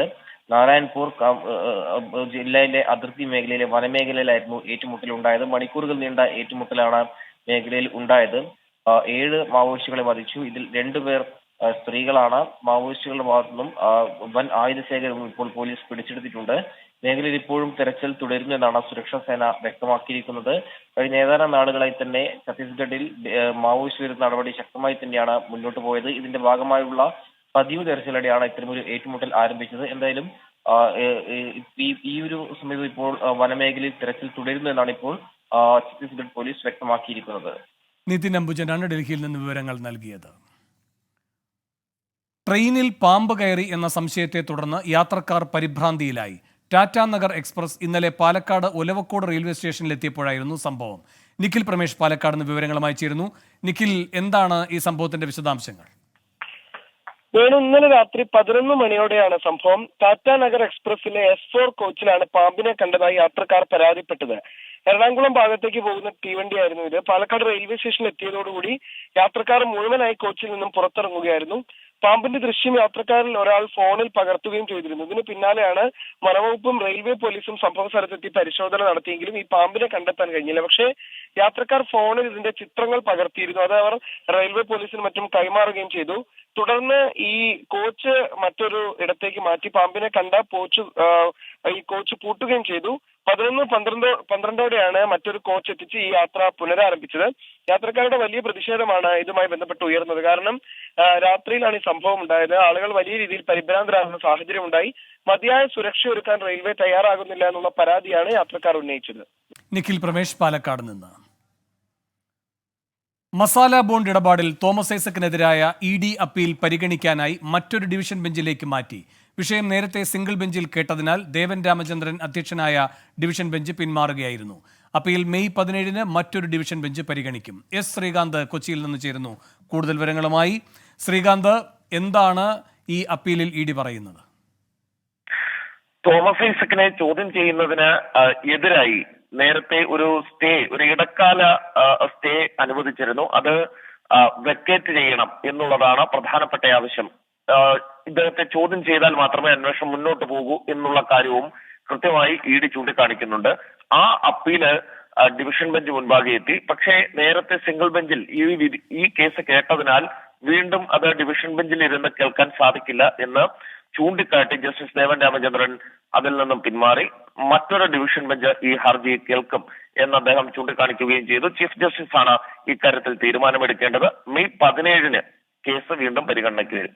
ശരി, S ശ്രീകാന്താണ് കൊച്ചിയിൽ നിന്ന് വിവരങ്ങൾ നൽകി. ലൈവ് ന്യൂസ് തുടരുന്നു. തിരുവനന്തപുരം മെഡിക്കൽ കോളേജ് ജീവനക്കാരിക്ക് ക്രൂരമർദ്ദനം. സ്കാനിങ്ങിന് ഡേറ്റ് നൽകാത്തതിനാണ് ജയകുമാരി എന്ന ജീവനക്കാരിയെ പൂവാർ സ്വദേശി അനിൽ ഇടിവള കൊണ്ട് മർദ്ദിച്ചത്. അഖിൽ ഷാ അൻസാർ തിരുവനന്തപുരത്ത് നിന്ന് കൂടുതൽ വിവരങ്ങളുമായി ചേരുന്നു. അഖിൽ ഷാ, എന്താണ് സംഭവം? വേണു, ഇന്ന് ഉച്ചയോട് കൂടിയായിരുന്നു തിരുവനന്തപുരം മെഡിക്കൽ കോളേജിൽ ഇത്തരത്തിലൊരു സംഭവം നടക്കുന്നത്. അതായത് ഒരു MRI സ്കാനിങ്ങിന് അതിന്റെ അപ്പോയിന്റ്മെന്റ് എടുക്കാനായിട്ടാണ് ഇത്തരത്തിൽ ഈ അനിൽ എന്ന് പറയുന്ന യുവാവ് ഇവിടെ എത്തിയത്. പക്ഷേ ഇതുമായി ബന്ധപ്പെട്ട് ചില തർക്കങ്ങൾ ഉണ്ടാവുകയും അതിന് പിന്നാലെയാണ് കയ്യിലുണ്ടായിരുന്ന ഇടിവട ഉപയോഗിച്ച് ഈ ജീവനക്കാരിയെ ഇയാൾ മർദ്ദിക്കുന്നത്. ഈ മർദ്ദനത്തിൽ ഇവരുടെ മുഖത്തിന് കാര്യമായി പരിക്കേറ്റിട്ടുണ്ട്, എല്ലിന് പൊട്ടലുണ്ടെന്നുള്ളതാണ് ആശുപത്രി അധികൃതരും വ്യക്തമാക്കുന്നത്. നിലവിൽ തിരുവനന്തപുരം മെഡിക്കൽ കോളേജിലെ കാഷ്വാലിറ്റിയിൽ ചികിത്സയിലാണ് ഈ ജീവനക്കാരി എന്ന് പറയുന്നത്. എന്തായാലും ഈ അനിലിനെ, പൊഴിയൂർ സ്വദേശിയായ അനിലിനെ നിലവിൽ മെഡിക്കൽ കോളേജ് പോലീസ് കസ്റ്റഡിയിൽ എടുത്തിട്ടുണ്ട്. ശരി, അഖിൽ ഷാൻ സാറാണ് തിരുവനന്തപുരത്ത് നിന്ന് വിവരങ്ങൾ നൽകിയത്. 2020 ലോകകപ്പ് ക്രിക്കറ്റിനുള്ള ഇന്ത്യൻ ടീമിനെ പ്രഖ്യാപിച്ചു. സഞ്ജു സാംസൺ ടീമിൽ. ശ്രീനാഥ് ചന്ദ്രൻ മുംബൈയിൽ നിന്ന് ചേരുന്നു വിവരങ്ങളുമായി. ശ്രീനാഥ്, പ്രധാനപ്പെട്ട വാർത്തയാണ്. സഞ്ജുവിനെ ടീമിൽ ഉൾപ്പെടുത്തണമെന്ന് പല പ്രമുഖ താരങ്ങളും ആവശ്യപ്പെട്ടതുമാണ്. എന്താണ് വിവരങ്ങൾ? ശ്രീനാഥ് ചന്ദ്രൻ വിവരങ്ങളുമായി അല്പസമയത്തിനകം ചേരും. പ്രധാനപ്പെട്ട ഒരു വാർത്തയാണ് വന്നിരിക്കുന്നത്. 2020 ലോകകപ്പ് ക്രിക്കറ്റിനുള്ള ഇന്ത്യൻ ടീമിനെ പ്രഖ്യാപിച്ചിരിക്കുന്നു. സഞ്ജു സാംസൺ ടീമിൽ ഇടം നേടിയിരിക്കുന്നു എന്നതാണ് പ്രധാനപ്പെട്ട വാർത്ത. ഗീസ് ഈ വാർത്തയുടെ വിവരങ്ങളുമായി സ്പോർട്സ് ഡെസ്കിൽ നിന്ന് ചേരുന്നുണ്ട്. ഗീസ്, എന്തൊക്കെയാണ് വിവരങ്ങൾ? വേണു, വളരെ നിർണായകമായ ഒരു തീരുമാനം തന്നെയാണ് ഇപ്പോൾ BCCI പ്രഖ്യാപിച്ചിരിക്കുന്നത്. മലയാളി താരം സഞ്ജു സാംസൺ ഏറെ നേരത്തെ തന്നെ ഈ ലോകകപ്പ് ടീമുമായി ബന്ധപ്പെട്ടുകൊണ്ട് മലയാളി താരം ടീമിൽ ഇടം നേടുമോ എന്ന തരത്തിലുള്ള വാർത്തകളൊക്കെ വന്നിരുന്നു, അല്ലെങ്കിൽ അത്തരത്തിലുള്ള ചോദ്യങ്ങളൊക്കെ വന്നിരുന്നു. പല പ്രമുഖരും, പ്രത്യേകിച്ച് വിദേശ താരങ്ങളടക്കം കെവിൻ പീറ്റേഴ്സൺ അടക്കമുള്ള വിദേശ താരങ്ങൾ സഞ്ജു സാംസനെ ടീമിൽ പരിഗണിക്കേണ്ടതുണ്ട്. അതിൻ്റെ ആവശ്യകത സഞ്ജു സാംസൺ ഈ IPL-ലൂടെ കൃത്യമായി കാണിച്ചു തരുന്നുണ്ട്. ഇന്ത്യക്കൊരു മുന്നറിയിപ്പ് സഞ്ജു തൻ്റെ ഇന്നിങ്സുകളിലൂടെ നൽകുന്നുണ്ട്. എന്നിട്ടും സഞ്ജുവിനെ തഴയുന്നത്, അല്ലെങ്കിൽ അത് തഴയുമോ എന്നുള്ള ചോദ്യമാണ് ഉയർന്നു വന്നത്. അതിനെല്ലാം ഇപ്പോൾ കൃത്യമായ മറുപടി BCCI നൽകുന്നുണ്ട്. സഞ്ജു സാംസനെ ടീമിലേക്ക് പരിഗണിച്ചിരിക്കുന്നു എന്ന റിപ്പോർട്ടാണ് ഇപ്പോൾ വരുന്നത്. അല്പസമയം മുമ്പാണ് ജയ്ഷാ, BCCI സെക്രട്ടറിയും ജയ്ഷാ ഒപ്പം ടീമിന്റെ മുഖ്യ സെലക്ടറുമായ അജിത് അഗാക്കറും തമ്മിൽ അഹമ്മദാബാദിൽ കൂടിക്കാഴ്ച നടത്തിയത്. ഇതുമായി അന്തിമ തീരുമാനം എടുത്തതും ഈ കൂടിക്കാഴ്ചയിൽ തന്നെയാണ്. എന്തായാലും മലയാളികൾക്ക് ഏറെ സന്തോഷകരമായ വാർത്തയാണ്. 15-അംഗ ടീമിൽ സഞ്ജു സാംസണും ഇടം നേടിയിട്ടുണ്ട്. നേരത്തെ സഞ്ജു സാംസണിനെ ഋഷഭ് പന്ത് ഒപ്പം KL രാഹുൽ അടക്കമുള്ള വലിയ താരങ്ങൾ നിൽക്കുന്ന ഒരു സാഹചര്യത്തിൽ സഞ്ജുവിനെ പരിഗണിക്കുമോ എന്ന ചോദ്യമാണ് ഉയർന്നിരുന്നത്.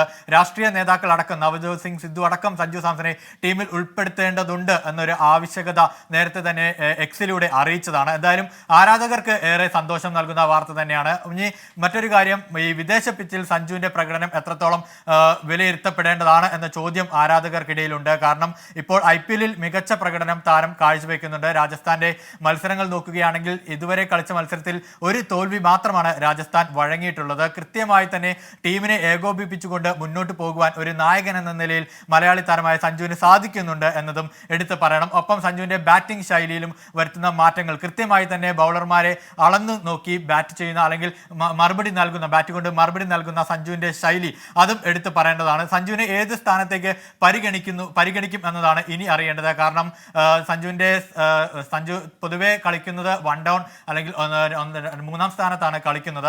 അതുകൊണ്ട് തന്നെ 3-ാം സ്ഥാനത്ത് വിരാട് കോഹ്ലി നേരത്തെ ടീമിൽ സ്ഥാനം പിടിച്ച ഒരു താരമാണ്. അതുകൊണ്ട് തന്നെ വിരാട് കോഹ്ലിയുടെ സ്ഥാനത്തേക്ക് എന്തായാലും സഞ്ജുവിനെ പരിഗണിക്കില്ല. പക്ഷേ സഞ്ജുവിന്റെ പൊസിഷൻ ഇനി ഏതായിരിക്കും? വിക്കറ്റ് കീപ്പർ, ബാറ്റ്സ്മാൻ ആണോ, അതോ ഒരു ബാറ്റർ എന്ന നിലയിലാണോ സഞ്ജുവിനെ പരിഗണിച്ചേക്കുന്നത് എന്നതാണ് ഇനി അറിയേണ്ടത്. എന്തായാലും വരും നിമിഷങ്ങളിൽ തന്നെ കൂടുതൽ വിവരങ്ങൾ നമുക്ക് ലഭ്യമാകും. മലയാളി ആരാധകർക്കും ഇന്ത്യൻ ആരാധകർക്കും ഏറെ അഭിമാനകരമായ ഒരു വാർത്ത തന്നെയാണ് വരുന്നത്. ശരി, ശ്രീനാഥ് ചന്ദ്രന് മുംബൈയിൽ നിന്ന് ചെയ്യുന്നുണ്ട് വിവരങ്ങളുമായി. ശ്രീനാഥ്, സഞ്ജുവിനെ കൂടി ഉൾപ്പെടുത്തിക്കൊണ്ടുള്ള 2020 ലോകകപ്പ് ക്രിക്കറ്റ് ടീമിനെ പ്രഖ്യാപിച്ചിരിക്കുകയാണ്. എന്തൊക്കെയാണ് വിവരങ്ങൾ?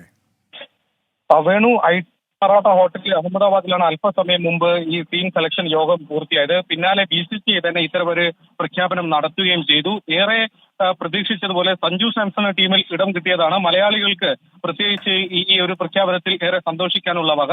2 വിക്കറ്റ് കീപ്പർമാർ, അതായത് ഋഷഭ് പന്ത്, സഞ്ജു സാംസൺ എന്നിവർ ഉണ്ട്. ഇതിൽ ആർക്കായിരിക്കും പ്ലേയിങ് 11-ൽ ഇടം ലഭിക്കുക എന്നത് കണ്ടറിയേണ്ടി വരും. ഋഷഭ് പന്തിന് ഒരല്പം മുൻതൂക്കം ഉണ്ടായിരുന്നു ഈ ചർച്ചകളിൽ എന്നതാണ് നമുക്ക് മനസ്സിലാക്കാൻ വേണ്ടി കഴിയുന്നത്. ഏതായാലും ഈ IPL സീസണിൽ സഞ്ജു സാംസൺ ഒരു ക്യാപ്റ്റനായും ഒരു പ്ലെയറായും അദ്ദേഹം ഒരു ബാറ്റർ എന്നുള്ള നിലയ്ക്കും അദ്ദേഹം പുലർത്തിയിട്ടുള്ള സ്ഥിരത, അതാണ് അദ്ദേഹത്തിന് ഈ ടീമിലേക്ക് ഇടം നൽകുന്നതിൽ പ്രധാനപ്പെട്ട കാരണമായി മാറിയിട്ടുള്ളത്. ഏതായാലും ടോപ്പ് ഓർഡറിൽ നേരത്തെ തന്നെ രോഹിത് ശർമ്മ ക്യാപ്റ്റൻ എന്ന നിലയ്ക്കും പിന്നീട് യശസ്വി ജയ്സ്വാളും വിരാട് കോഹ്ലിയും നേരത്തെ തന്നെ ഇടം പിടിച്ചതാണ്. പിന്നീടുള്ള സ്ഥാനങ്ങൾ ആര് എന്നതായിരുന്നു പ്രധാനപ്പെട്ട ചോദ്യം. അതിൽ സൂര്യകുമാർ യാദവിന് ഈ ചർച്ചകൾ മുൻതൂക്കമുണ്ടായിരുന്നു. ഈ പട്ടികയിലും അദ്ദേഹത്തിന്റെ പേര് വരുന്നുണ്ട്. ഋഷഭ് പന്തും സഞ്ജു സാംസണും വിക്കറ്റ് കീപ്പർ റോളിലേക്ക് വരുന്നു. ഹാർദിക് പാണ്ഡ്യ വൈസ് ക്യാപ്റ്റനായി തുടരുന്നു എന്നത് ശ്രദ്ധേയമാണ്. ഒരു ഘട്ടത്തിൽ ഒരുപക്ഷെ ഹാർദിക്കിന് ഈ ലോകകപ്പ് ടീമിൽ ഇടം ലഭിച്ചേക്കില്ല എന്നുവരെ ചർച്ചകൾ പോയതാണ്. പക്ഷേ ഹാർദിക്കിന് പകരമായി അത്തരത്തിൽ ഒരു തുല്യനായ ഒരു പ്ലെയറെ, മറ്റൊരു പ്ലെയറെ ഈ സെലക്ഷൻ കമ്മിറ്റിക്ക് മുന്നിൽ പ്ലെയർ ഉണ്ടായിരുന്നില്ല. അതുകൊണ്ട് ഹാർദിക്കിന് തന്നെ അദ്ദേഹത്തിന്റെ ആ റോൾ അവിടെ ലഭിക്കുകയും ചെയ്യുന്നു. ശിവം ദുബെ ചെന്നൈ സൂപ്പർ കിങ്സിനായി നടത്തുന്ന മികച്ച പ്രകടനം അദ്ദേഹത്തിന് ഈ ടീമിലേക്ക് ഇടം നൽകുന്നതിന് കാരണമായി. രവീന്ദ്ര ജഡേജയുടെ ഫോമിൽ ഒരു സംശയമുണ്ടായിരുന്നു. ഈ ചർച്ചകളിൽ രവീന്ദ്ര ജഡേജയെ ടീമിൽ ഉൾപ്പെടുത്തുന്നതിനെ കുറിച്ചുള്ള ചർച്ചകൾ കാര്യമായി തന്നെ നടന്നു. പക്ഷേ പിന്നീട് രവീന്ദ്ര ജഡേജയെ ടീമിൽ ഉൾപ്പെടുത്തുന്നു. അദ്ദേഹത്തിന് റൈറ്റ് ഹാൻഡ് ബാറ്റർ എന്നുള്ള നിലയ്ക്ക് അദ്ദേഹത്തിന് ടീമിൽ പ്ലേയിങ് 11 ഇടം ലഭിക്കാനുള്ള സാധ്യത കുറവാണെന്ന് നേരത്തെ തന്നെ വിലയിരുത്തൽ ഉണ്ടായിരുന്നു. അത് ശ്രീനാഥ് ചന്ദ്രനാണ് വിവരങ്ങൾ നൽകിക്കൊണ്ടിരിക്കുന്നത്. 2020 ലോകകപ്പ് ക്രിക്കറ്റിനുള്ള ഇന്ത്യൻ ടീമിനെ പ്രഖ്യാപിച്ചു. സഞ്ജു സാംസണും ടീമിലുണ്ട്. അനിൽ വാസുദേവ് സ്പോർട്സ് ഡെസ്കിൽ നിന്ന് ചേരുന്നു. ഗീസും ഉണ്ട് അനിൽ വാസുദേവിനോട് ചോദിക്കാൻ. ഗീസ്, അനില്, മലയാളികൾക്കേറെ ആശ്വാസകരമായ അല്ലെങ്കിൽ ഏറെ അഭിമാനകരമായ നിമിഷമാണ്. മലയാളി താരം വേൾഡ് കപ്പിലേക്ക് യോഗ്യത അല്ലെങ്കിൽ ലോകകപ്പ് ടീമിൽ ഇടം നേടിയിരിക്കുന്നു. സഞ്ജു സാംസൺ, നമുക്കറിയാം നേരത്തെ തന്നെ സഞ്ജു സാംസണെ സംബന്ധിച്ചിടത്തോളം ടീമിലേക്ക് വരുമോ അല്ലെങ്കിൽ അത്തരത്തിലുള്ള ചോദ്യങ്ങളൊക്കെ ആരാധകരുടെ ഭാഗത്തുനിന്നും ഉണ്ടായിരുന്നു. എങ്ങനെ വിലയിരുത്താം സഞ്ജു സാംസന്റെ പ്രവേശനത്തെ? വളരെയധികം മലയാളികളെ സംബന്ധിച്ചിടത്തോളം വലിയധികം സന്തോഷം നൽകുന്ന വാർത്ത തന്നെയാണ്. അതായത് അർഹിച്ചൊരു അംഗീകാരം തന്നെ സഞ്ജുവിനെ തേടി എത്തിയിരിക്കുന്നു എന്ന് പറയുന്നു. സമീപകാലത്ത് ഉജ്ജ്വല പ്രകടനം, ഒപ്പം തന്നെ IPL-ലെ ക്യാപ്റ്റൻ എന്ന നിലയിലും കളിക്കാരൻ എന്ന നിലയിലും ഏറ്റവും മികച്ച രീതിയിലാണ് സഞ്ജു പെർഫോം ചെയ്തിരുന്നത്. അതിന് അർഹിച്ചൊരു അംഗീകാരം തന്നെയാണ് സഞ്ജുവിന് ഇപ്പോൾ ലഭിച്ചിരിക്കുന്നത്. ലോകകപ്പിനുള്ള ഇന്ത്യൻ ടീമിൽ ആദ്യമായി സഞ്ജു എത്തിയിരിക്കുന്നു. കഴിഞ്ഞ ലോകകപ്പിൽ, ഏകദിന ലോകകപ്പിലും അതിനു മുമ്പുള്ള 2020 ലോകകപ്പിലും അടക്കം തന്നെ സഞ്ജുവിന് ഇടം കിട്ടാത്തതിൽ അദ്ദേഹത്തിന്റെ മലയാളി ആരാധകർ വലിയ നിരാശയിലായിരുന്നു. പക്ഷേ സഞ്ജു അദ്ദേഹത്തിന്റെ നിർണായക ഘട്ടത്തിൽ, നിർണായക സമയത്ത് തന്നെ ഇന്ത്യൻ ടീമിൽ ഇടം പിടിച്ചിരിക്കുന്നു. എന്തായാലും ഇന്ത്യൻ ടീമിന്റെ മറ്റംഗങ്ങൾ എടുത്തു പറയേണ്ടത് രോഹിത് ശർമ്മയാണ് നായകൻ. വൈസ് ക്യാപ്റ്റൻ ഹാർദിക് പാണ്ഡ്യയാണ്. ഹാർദിക് പാണ്ഡ്യ ആയിരിക്കുമോ എന്ന കാര്യത്തിൽ ഒരു സംശയമുണ്ടായിരുന്നു. പക്ഷെ അദ്ദേഹത്തിൽ തന്നെ വിശ്വാസം അർപ്പിച്ചുകൊണ്ടാണ് ഇപ്പോൾ ടീം പോയിരിക്കുന്നത്. മറ്റൊരു പ്രധാനപ്പെട്ട സെലക്ഷൻ ഋഷഭ് പന്തിന്റെയാണ്. അപകടത്തിൽ നിന്ന് തിരിച്ചു വന്നതിന് ശേഷം IPL-ലൂടെ വലിയ പ്രകടനങ്ങൾ കാഴ്ചവെച്ചുകൊണ്ടിരിക്കുന്ന ഋഷഭ് പന്തും ടീമിൽ ഇടം പിടിച്ചിരിക്കുന്നു. വലിയ മാറ്റം വന്നിരിക്കുന്നത് ഒരു പക്ഷേ സമീപകാലത്ത് ഇന്ത്യൻ ടീമിന്റെ ഫിനിഷർ റോളിലുണ്ടായിരുന്ന റിങ്കു സിംഗിന് ടോപ്പ് 15-ൽ ഇടം പിടിക്കാൻ പറ്റിയില്ല എന്നുള്ളതാണ് ഒരുപക്ഷെ ഞെട്ടിക്കുന്ന ഒരു തീരുമാനം ഉണ്ടായിരുന്നത്. IPL-ൽ അദ്ദേഹത്തിന് മതിയായ അവസരങ്ങൾ കിട്ടിയിരുന്നില്ല എന്നതാണ് അദ്ദേഹത്തിന് ഒരുപക്ഷെ തിരിച്ചടിയാവാൻ ഒരു കാരണമുണ്ടായത്. ഒടുവിൽ അദ്ദേഹത്തിനെ റിസർവുകളുടെ കൂട്ടത്തിലാണ് ഉൾപ്പെടുത്തിയിരിക്കുന്നത്. ശുഭ്മാൻ ഗില്ലും സമീപകാലത്ത് ഇന്ത്യയുടെ ഏറ്റവും മികച്ച താരമായി അറിയപ്പെട്ടിരുന്ന ശുഭ്മാൻ ഗില്ലിനും ടോപ്പ് 15-ൽ ഇടം പിടിക്കാനായിട്ടില്ല. അദ്ദേഹം റിസർവുകളുടെ കൂട്ടത്തിലാണ്. ശിവം ദൂബെയാണ് വളരെ ഒരു സർപ്രൈസ് എൻട്രി എന്ന് പറയുന്നത്. ശിവൻ ദൂബെയാണ്. ഈ IPL-ന് മുമ്പ് ഒക്കെ തന്നെ ശിവൻ ദൂബെയുടെ പേര് ഒരുപക്ഷെ പരിഗണിക്കപ്പെട്ടിരുന്നില്ല. പക്ഷേ IPL-ൽ ചെന്നൈ സൂപ്പർ കിങ്സിന് വേണ്ടി ഏറ്റവും മികച്ച പ്രകടനം, പ്രത്യേകിച്ച് സ്പിന്നർമാർക്കെതിരായ അദ്ദേഹത്തിന്റെ അറ്റാക്ക്, ഒപ്പം തന്നെ കഴിഞ്ഞ മത്സരത്തിലൊക്കെ ഫാസ്റ്റ് ബൗളേഴ്സിനെതിരെയും അദ്ദേഹത്തിന്റെ ആ അറ്റാക്ക് ഉപയോഗിക്കാം എന്നുള്ള പ്രതീക്ഷയിൽ തന്നെയാണ് ഇന്ത്യൻ ടീം അദ്ദേഹത്തിനെ സെലക്ട് ചെയ്തിരിക്കുന്നത്.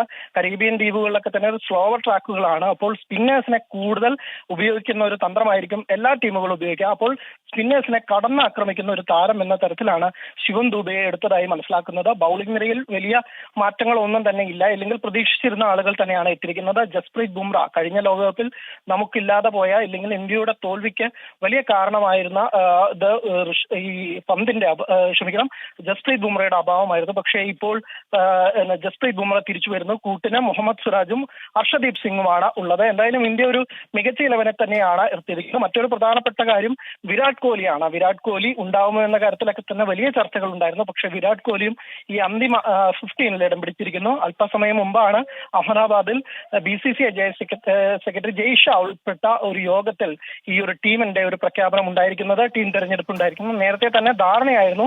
ഒരു അന്തിമ തീരുമാനം എത്തിയിരിക്കുന്നു. എന്തായാലും മലയാളികളെ സംബന്ധിച്ചിടത്തോളം ഗീസ് പറഞ്ഞത് തന്നെയാണ്. സഞ്ജുവിന്റെ ആ എൻട്രി അത് വലിയ രീതിയിൽ ആശ്വാസകരമാണ്, ഒപ്പം തന്നെ ആഹ്ലാദം നൽകുന്ന ഒരു കാര്യം തന്നെയാണ്.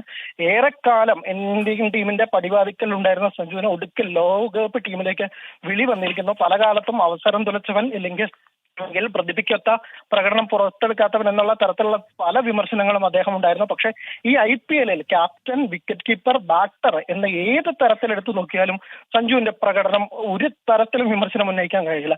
ഇനി അറിയേണ്ടത് സഞ്ജുവിന് ഒന്നാം വിക്കറ്റ് കീപ്പറായി ടീമിലേക്ക് ഇടം പിടിക്കാനാവുമോ എന്നുള്ളതാണ്. ഒരുപക്ഷെ ഏതെങ്കിലും ഒരു മത്സരത്തെങ്കിലും സഞ്ജുവിനെ ടീമിലേക്ക് വരുമാനമാവുമോ എന്നുള്ള തരത്തിലാണ് ഇപ്പോൾ പ്രതീക്ഷിച്ചുകൊണ്ടിരിക്കുന്നത്. ഋഷഭ് പന്തിന്റെ ഒരു ക്വാളിറ്റി നമുക്ക് അറിയാവുന്നതാണ്. ഒരു മത്സരത്തെ ഒറ്റയ്ക്ക് മാറ്റിമറിക്കുന്ന ഒരു താരമാണ്. ഒരുപക്ഷെ ഋഷഭ് പന്ത് തന്നെയായിരിക്കും ടീമിന്റെ ഒന്നാം വിക്കറ്റ് കീപ്പർ. പക്ഷേ സഞ്ജുവിന് ആ ഒരു അവസരത്തിലേക്ക് വരും എന്നേക്കുമെന്നുള്ള തരത്തിൽ ക്രിക്കിൻസോ അടക്കമുള്ള മാധ്യമങ്ങൾ ഇന്നലെയൊക്കെ റിപ്പോർട്ട് ചെയ്തിട്ടുണ്ടായിരുന്നു. അങ്ങനെ ഒടുവിൽ സഞ്ജു സാംസൺ ടീമിൽ വന്നു തന്നെ ആശ്വാസകരമാണ്. ഇനി നമുക്ക് ആകാംക്ഷയോടെ കാത്തിരിക്കുന്നത് സഞ്ജു ആദ്യ 11-ൽ വരുമോ എന്നുള്ളതാണ്. ഇന്ത്യയുടെ ആദ്യ മത്സരം 5-ാം തീയതിയാണ്, ജൂൺ 5-നാണ് നടക്കുക. അയർലാൻഡിനെതിരെയാണ് മത്സരം. പാകിസ്ഥാൻ അടക്കമുള്ളവർ നമ്മുടെ ഗ്രൂപ്പിലുണ്ട്. എന്തായാലും വളരെയധികം ആഹ്ലാദിക്കാവുന്ന, സന്തോഷിക്കാവുന്ന ഒരു വിവരം തന്നെയാണ് ഇപ്പോൾ പുറത്തു വരുന്നത്. ഗീസ്, അനുലോപ്പം തന്നെ ടീമിലേക്ക് പോവുകയാണെങ്കിൽ യുവതലമുറയുടെ ഒരു സാന്നിധ്യം, ഓപ്പണറായി യശസ്വി ജയ്സ്വാൾ വരുന്നു, ഒപ്പം തന്നെ സഞ്ജു സാംസൺ ടീമിൽ ഇടം നേടുന്നു, ഒപ്പം ശിവൻ ദുബെ അടക്കമുള്ള യുവതലമുറ കൂടി അല്ലെങ്കിൽ യുവതാരങ്ങൾ കൂടി ടീമിൽ ഇടം നേടിയിട്ടുണ്ട്. എത്രത്തോളം യുവതാരങ്ങളുടെ ഒരു സാന്നിധ്യം അത് ടീമിന് എത്രത്തോളം ഒരു മികവ് നൽകും, അല്ലെങ്കിൽ ടീമിന്റെ ഏകോപനത്തെ അത് എത്രത്തോളം സഹായകരമാകും യുവതാരങ്ങളുടെ സാന്നിധ്യം? തീർച്ചയായിട്ടും യുവതാരങ്ങൾ തന്നെയാണ്. ഒരുപക്ഷെ പെട്ടെന്ന് ഓർമ്മ വരിക 2007 ലോകകപ്പിനെ കുറിച്ച് തന്നെയാണ്. പ്രഥമ 2020 ലോകകപ്പിൽ സച്ചിൻ ടെണ്ടുൽക്കറും ഒപ്പം തന്നെ രാഹുൽ ദ്രാവിഡ് അടക്കമുള്ള താരങ്ങൾ മാറ്റി നിർത്തി MS ധോണിയുടെ നേതൃത്വത്തിലുള്ള ഒരു യുവനിരയാണ് ഇന്ത്യക്ക് അന്ന് ഇറങ്ങിയത്. വളരെ അപ്രതീക്ഷിതമായ ഒരു അണ്ടർഡോഗ്സ് എന്ന തരത്തിൽ തന്നെ ഇന്ത്യ മുന്നേറുകയും ഒടുവിൽ കിരീടം നേടുകയും ചെയ്തത്. അതിനുശേഷം പലപ്പോഴും സീനിയർ താരങ്ങളാണ്. അപ്പോൾ ഇത്തവണയും ഒരു പിടി മികച്ച യുവതാരങ്ങൾ ഇന്ത്യൻ നിരയിലുണ്ട്. പ്രത്യേകിച്ച് എടുത്തു പറയേണ്ടത് യശസ്വി ജയ്സ്വാളിനെ തന്നെയാണ്. സമീപകാലത്ത് അദ്ദേഹം ഏറ്റവും മികച്ച രീതിയിൽ കളിക്കുന്ന ഒരു പ്ലെയറാണ്. 161 സ്ട്രൈക്ക് റേറ്റിലൊക്കെ തന്നെ അദ്ദേഹം കളിക്കുന്ന ഒരു പ്ലെയറാണ്. അതുകൊണ്ട് തന്നെ അദ്ദേഹം ഓപ്പണിംഗ് സ്പോട്ടിൽ രോഹിത് ശർമ്മയ്ക്ക് ഒപ്പം വന്നാൽ ഒരു വെടിക്കെട്ട് ബാറ്റിംഗ് പ്രകടനം തന്നെ നമുക്ക് പ്രതീക്ഷിക്കാം. പ്രത്യേകിച്ച് പവർ പ്ലേയിൽ അദ്ദേഹത്തിന്റെ ഒരു ഇന്റന്റ് വളരെയധികം വലുതാണ്. അദ്ദേഹത്തിന്റെ ആ പ്രകടനം നമുക്ക് വലിയ രീതിയിൽ പ്രതീക്ഷിക്കും. ഒപ്പം തന്നെ എടുത്തു പറഞ്ഞ മറ്റൊരു പേര് ശിവൻ ദുബെയുടെയാണ്. ഞാനത് നേരത്തെ തന്നെ പറഞ്ഞതാണ്. അതായത് സ്പിന്നേഴ്സിനെ കൂടുതൽ സഹായിക്കുന്ന ഒരു പിച്ചാണ് ഓസ്ട്രേലിയയിലും അമേരിക്കയിലും വെസ്റ്റ് ഇൻഡീസിലായിട്ടും ഉണ്ടാവുക. അപ്പോൾ സ്പിന്നേഴ്സിനെ കളിക്കാൻ അറിയുന്ന ഒരു പ്ലെയർ മിഡിൽ ഓർഡറിൽ നിർണായകമാണ്. അപ്പോൾ ശിവൻ ദുബെയുടെ വരവ് ഇന്ത്യക്ക് ഗുണകരമാവും എന്ന് തന്നെ